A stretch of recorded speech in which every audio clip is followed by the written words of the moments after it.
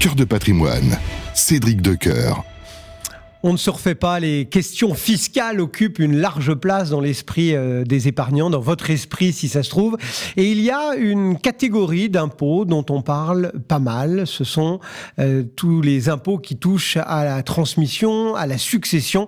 Et pour en parler, Olivier Jeanneret est avec nous. Bonjour Olivier. Bonjour Cédric. Merci beaucoup d'être présent ce matin, avocat associé chez Arsène Taxan. On va donc parler de cette question des droits de succession, de leur fonctionnement, de leur éventuelle réforme, parce qu'on en a beaucoup parlé il y a quelques mois. D'abord, on peut peut-être les remettre au goût du jour, nos droits de succession, dire un petit peu ce qu'il en est aujourd'hui en France, comment ils fonctionnent, quelle est leur hauteur, enfin bref, nous faire un petit rappel pratique de... Un petit topo. Alors les droits de succession, droits de donation, c'est la taxation de la mutation de la propriété, donc pour faire le schéma simple, des parents qui transmettent leurs actifs à leurs enfants. Et à ce moment-là, l'État arrive et prélève une dîme. Ce sont les droits de mutation à titre gratuit, comme on les appelle, qui ont lieu soit entre vifs, les donations, soit pour cause de décès, les successions. Voilà donc le cadre dans lequel on opère. Il représente combien en gros parce qu'on sait qu'il y a plein d'impôts, il y a la TVA, il y a l'IR, il y a l'IS, enfin l'impôt sur ces sociétés, l'impôt sur les revenus, etc. Ça se positionne comment tout ce qui concerne la succession, la donation ? C'est une bonne question parce que souvent on parle plus des impôts qui rapportent pas beaucoup et moins des autres. Les droits de mutation à titre gratuit rapportent, mais bien moins que la TVA. Vous citiez, la TVA, c'est plus de 200 milliards par an. Les droits de succession à titre gratuit, c'est 18 milliards en 2022. Oui. C'était moitié moins en 2012, pour voir à quel point il peut y avoir une progression en la matière. Il faut savoir, parce que tout à l'heure on parlait des grands principes, il y a des questions de taux aussi qu'on retrouve régulièrement en discussion, puisqu'on est à 45% en transmission, en ligne directe, et dès qu'on n'est pas dans la ligne directe entre parents et enfants, pour faire encore une fois simple, on arrive jusqu'à 60%. Et c'est pour ça qu'il y a beaucoup de débats en la matière. Alors, beaucoup de débats et beaucoup de rapports. On ne va pas tous les citer, mais en gros, il y a eu des études de l'OCDE, il y a eu ce fameux rapport Tirole-Blanchard, il y a eu un avis du Conseil d'analyse économique, et tout le monde... Il va de sa préconisation sur une réforme dans un sens, dans un autre, avec un accent mis sur telle ou telle piste. Qu'est-ce qu'il faut retenir de ce bouillonnement d'idées et d'initiatives ? C'est poussiéreux, il faut changer. Alors, déjà, tous ces rapports, assez étonnamment, ils sont tous arrivés en même temps. Ouais. C'était en 2021, on les a eu un peu coup sur coup. Naturellement, un rapport comme Tirole-Blanchard va chercher beaucoup plus de sujets que le rapport OCDE, qui était concentré sur cette problématique des droits de succession.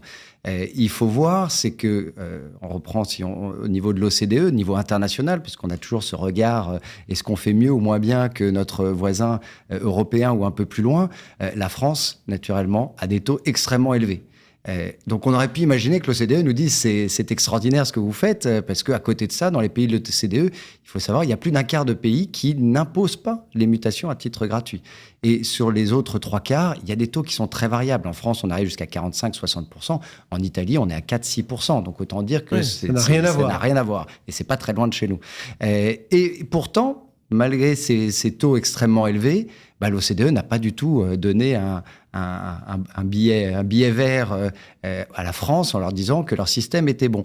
Et on retrouve la même chose dans le rapport du CAE, dans le rapport Tirole-Blanchard. Qu'est-ce qui est mis en exergue ? Ce qui est mis en exergue, c'est qu'en France, comme souvent, comme dans d'autres impôts, on a des taux très élevés, mais on a un gruyère. C'est-à-dire qu'il y a des trous partout. Ouais, et ces trous-là, ils posent une vraie question, c'est l'égalité des contribuables devant les charges publiques. Est-ce qu'on respecte toujours cette égalité ?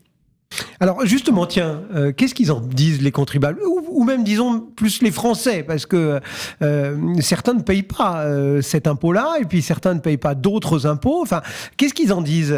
Est-ce que d'ailleurs il y a une corrélation entre le niveau d'impôt qu'on paye et l'opinion qu'on a sur un impôt ? Si on prend par exemple ces droits de succession. En fait, c'est très drôle parce que c'est un impôt pour lequel les contribuables, qu'ils payent ou qu'ils ne payent pas, on va dire le contribuable de façon générale, ils ont un avis à peu près équivalent. Autant pour les autres impôts, par exemple l'IFI, l'impôt sur la fortune immobilière, la plupart, plus de 90%, trouvent ça très bien comme impôt. Il faudrait même taxer davantage. Bon, étonnamment... Ceux qui le payent ne sont pas tout à fait d'accord. Ouais. Ceux qui ne le payent pas sont d'accord et inversement. Là, on a un impôt où tous les Français sont d'accord pour dire qu'ils n'en veulent pas.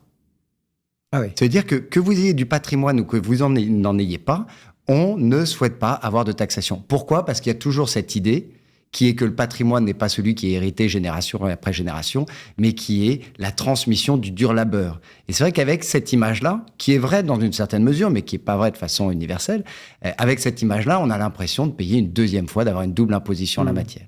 Et c'est peut-être là-dessus qu'il faut pouvoir réfléchir aussi à l'avenir. Donc ça veut dire qu'aujourd'hui, il y a suffisamment d'arguments pour se dire qu'il faut réformer ces droits de succession, ou au contraire, suffisamment d'arguments pour dire non, ne touchons à rien, et est-ce qu'on a quelques pistes dans un sens plutôt favorable ou quelques pistes plutôt négatives? Enfin voilà, vous forgez quelle idée, parce que vous êtes au cœur de cette problématique dans votre boulot.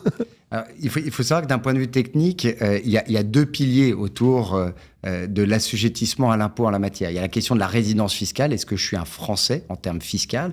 Et après, est-ce que la transmission que j'envisage de faire a un rattachement avec la France d'une façon ou d'une autre, ce qui permet en réalité l'imposition finale? Et quand on regarde cela et qu'on regarde la date à laquelle les règles ont été définies, c'est post-guerre, c'est le début des années 70. C'est-à-dire qu'aujourd'hui, on est entre 50 ans et 70 ans plus tard, et les textes n'ont pas changé. Alors que le monde, lui, a considérablement évolué. Ouais. Exactement. Donc, vous mettez tout de suite le doigt sur un des points qu'il faut pouvoir appréhender, c'est notamment cette mobilité internationale qui n'existait pas à l'époque et qui, aujourd'hui, a un impact extrêmement fort dans l'équilibre, en réalité, vis-à-vis de cet impôt. Une fois qu'on a dit ça, après, l'autre sujet qui est de dire, on a des taux très élevés, mais on a des trous dans notre gruyère. Il faut se reposer, je pense, comme à chaque fois, la question de savoir est-ce que ces trous, qui sont des dépenses fiscales en réalité, on donne un avantage à quelqu'un en fonction de l'actif qu'il possède. Notamment, on a le pacte du trade qui a été énormément pointé du doigt ces derniers mois et années.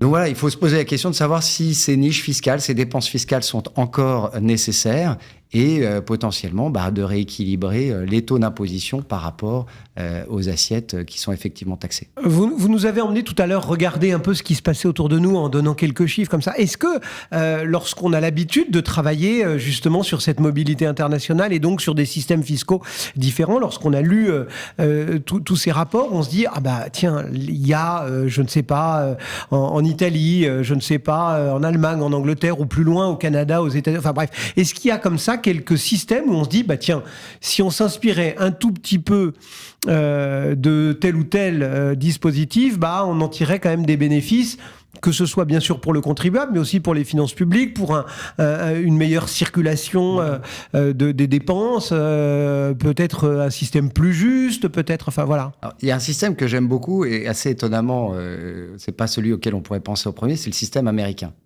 Alors, d'une part, aux États-Unis, il y a la question de la nationalité, qui préempte en réalité toute question fiscale et qui, quelque part, empêche les gens de déménager juste pour des raisons fiscales. Donc il y a un côté qui est plus sain, je trouve, par rapport à l'approche fiscale. Après, en termes de transmission, ce que je trouve assez intéressant, c'est qu'il y a des abattements très élevés. On est à 11 millions d'abattements par parent. Et donc, on peut arriver quasiment à 25 millions de dollars d'abattement pour les transmissions de patrimoine. On est à 100 000 euros en France. Donc, autant dire qu'il y a de la marge. Mais la petite différence, c'est qu'on n'a pas ce qu'on appelle la réévaluation des actifs. Ça veut dire qu'en France, il y a les parents qui ont un actif qu'ils ont eu pour 0 et qui vaut 1000. Ils le transmettent à leurs enfants. Si les enfants le vendent le lendemain matin et qu'ils le vendent pour 1000, ils ne font pas de plus-value. C'est-à-dire qu'on a payé des droits de donation, mais on ne paye pas des impôts sur la plus-value. C'est ce qu'on appelle la purge de la plus-value. Aux États-Unis, on n'a pas ça. C'est-à-dire qu'on veut dire, normalement, sur un patrimoine de moins de 25 millions, vous n'allez pas payer d'impôts sur les donations ou sur les successions. Mais si vous revendez l'actif, on va considérer que vous l'avez eu pour 0. Ah oui. Et quelque part, je trouve ce qui est intéressant là-dedans, c'est que ça donne une grande liberté de transmission, puisqu'en réalité, on n'empêche pas la transmission par des coûts qui peuvent être dirimants et qui peuvent pousser certains à vendre des actifs. Mais si l'idée n'est pas de préserver cet actif dans la famille génération après génération... Si c'est d'en profiter, on passera à la caisse. À ce moment-là, on passe à la caisse. Et donc, j'aime bien de repousser l'imposition à plus tard. Alors après, c'est là où il y a une difficulté technique, c'est qu'on est sur un impôt qui est l'impôt sur les donations ou les successions, et on va bifurquer sur l'impôt sur les plus-values. Et donc, les règles ne sont pas les mêmes, territorialement parlant notamment, et en termes d'assiette, tout ça peut évoluer. Mais voilà, c'est une idée que je trouve intéressante. Vous aviez rappelé que tous ces rapports, OCDE, Tirole Blanchard, CAE, étaient tous arrivés en même temps. Il y avait une raison à cela, c'est que se profilait une élection présidentielle en France et que cette question était un peu dans un certain nombre de programmes. Est advenu ce qu'il est advenu. Pour le moment, ces programmes ou ces idées ont été remisées sous le boisseau. Il faut qu'elles ressortent, elles peuvent ressortir. Vous considérez qu'il y a une chance qu'on réforme vraiment un jour ces droits de succession ? Aujourd'hui, tout ce qui est sorti, c'est de la réforme, c'est du millimètre. Parce qu'on était là en train de se dire, c'est pas 100 000 tous les 15 ans, mais ça serait 100 000 tous les 10 ans, où on passe à 200 000. En réalité, le sujet, il n'est pas là. Encore une fois, on a les droits de succession et les droits de donation. Ce qu'on disait tout à l'heure, c'était 18 milliards en 2022. Certainement, ça va augmenter, puisqu'on a l'effet papy boom, où il y a beaucoup de patrimoine qui n'a pas encore été transmis et qui va arriver. Qui va changer de main. Donc forcément, ça va créer certainement plus de rentrées d'argent, mais effectivement, les réformes telles qu'elles sont proposées aujourd'hui, j'appelle pas ça une réforme. C'est plutôt du Donc un épargnant aujourd'hui chose. dans sa politique patrimoniale, il n'a pas à se préoccuper de ce genre de considération, il n'a pas à adapter sa gestion de patrimoine pour prendre en compte une éventuelle réforme, parce que si elle se fait, on sera à peine dans l'épaisseur du trait, c'est ça ? Aujourd'hui, c'est le cas, sauf sur la question du pacte Dutreil, qui est spécifique à la transmission d'entreprise. On pourra en reparler, mais je pense qu'il faudrait un peu plus de temps pour ça aujourd'hui. Et là, il y a beaucoup de discussions sur des réformes en profondeur. Après, je dirais, s'il y a un conseil à donner aujourd'hui, et les chiffres sont intéressants en la matière, c'est que sur les 18 milliards en question, il y en a moins de 20% qui sont des droits de donation. Donc, ce sont des transmissions du vivant. Et les 80% restants, c'est des transmissions pour cause de décès. Et quand on pratique la fiscalité patrimoniale du matin jusqu'au soir, on sait que par l'anticipation, on arrive à réduire par 2, par 3, si ce n'est plus, les droits à payer. Et ce qui est assez... Il faut transmettre de son vivant, il faut organiser ça. Et voilà. Et c'est vrai que les chiffres ici nous mettent en exergue le fait que les gens n'anticipent pas. Ouais, donc c'est pas une réforme des droits de succession qu'il faut faire, c'est une réforme de la mentalité. Réfléchir au mouvement de son patrimoine ne va pas nous faire mourir. Alors certes, il faut pas se dessaisir, mais il faut transmettre, quoi. Exactement. Merci beaucoup, Olivier Jeanneret, donc Arsène Taxan, ce matin sur Radio Patrimoine. On se retrouve très bientôt. Avec plaisir. Merci d'être passé nous voir dans Cœur de Patrimoine. Et nous, on continue bien évidemment à vous accompagner. Cœur de Patrimoine, Cédric Decoeur.